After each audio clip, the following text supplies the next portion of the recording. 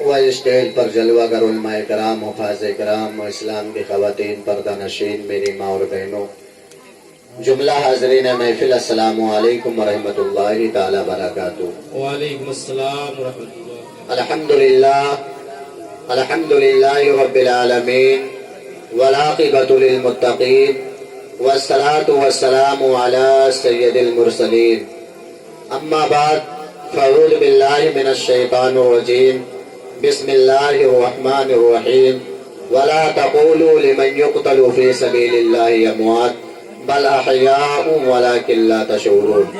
صدق اللہ المولانا العظیم وبلغنا علی رسولہ النبی الامین المتین المعین الکریم، ونحن علی ذلک لمن الشاہدین والشاکرین، والحمد للہ رب العالمین۔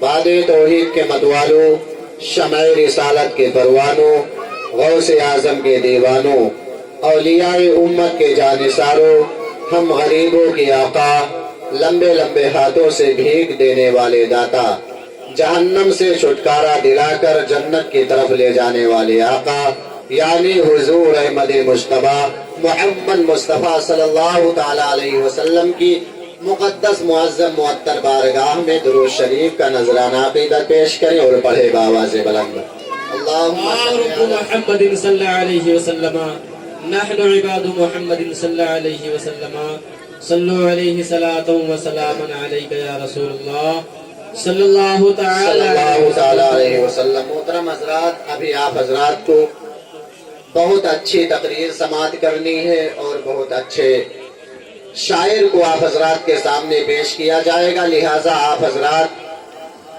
خوش مزاجی کے ساتھ سنیں اور باہر سے آئے ہوئے علماء کرام و شعراء اسلام کی نورانی و حقانی بیانات کو سن کر جائیں اور اپنے قلوب جہان کو منور فرمائیں۔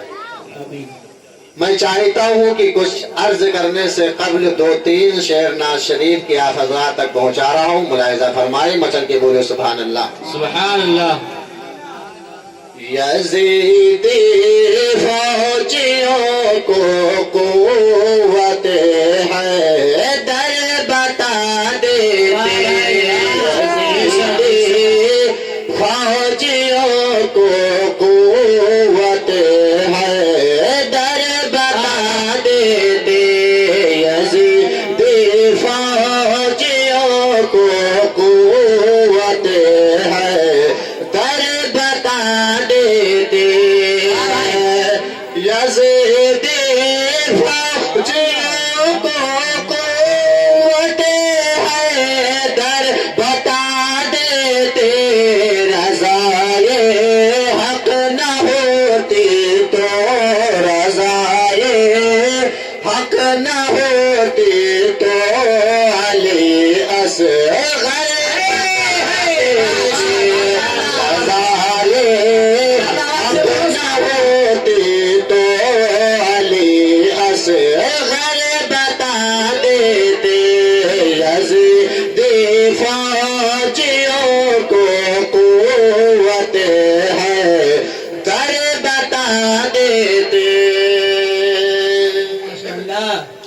اور بھڑکتی آگ کے شعلوں سے بھی پانی نکل آتا،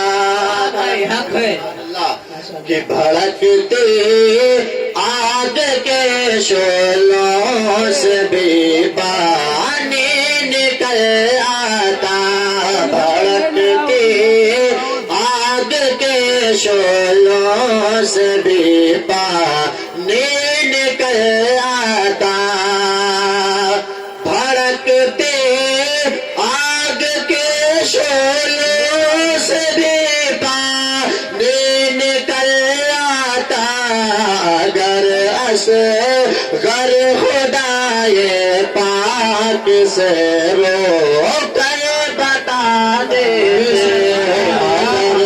اصغر خدائے پاک سے رو کر بتا دیتے، یزیدی فوجیوں کو قوت نہ ہوتا امتحان صبر تو اے دشمن ہوتا امتحان صبر تو ہے دین کے دشمن کہ نہ ہوتا امتحان صبر تو ہے دین کے دشمن تیری اوقات تو شبیر کے نوکر بتا اوقات تو شبیر کے نوکر بتا دیتے یزیدی فوجیوں کو قوت ہے در بتا دیتے رضائے حق نہ ہوتی تو علی اصغر بتا دیتے پڑھے درود پاک اللهم صل على سيدنا مولانا محمد صلى الله عليه وسلم صلوا عليه صلاة وسلام عليه صلى الله تعالى عليه وسلم.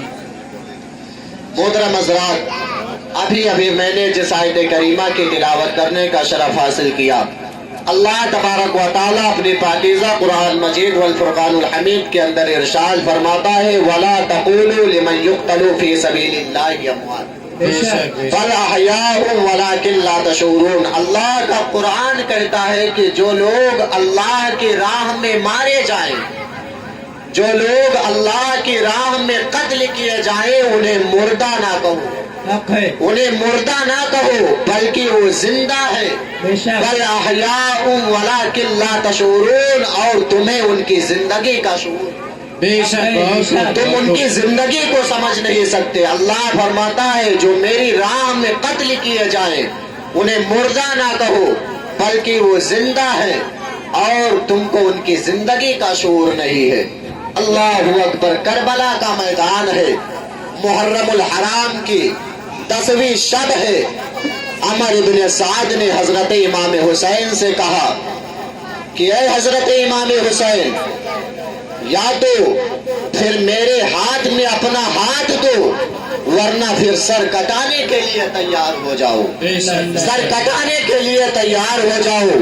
اتنی بات عمر ابن سعد نے کہی.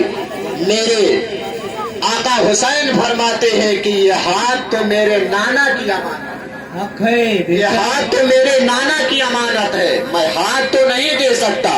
عمر ابن سعد نے کہا تو پھر سر کٹانے کے لیے تیار ہو جاؤ، سر کٹانے کے لیے تیار ہو جاؤ.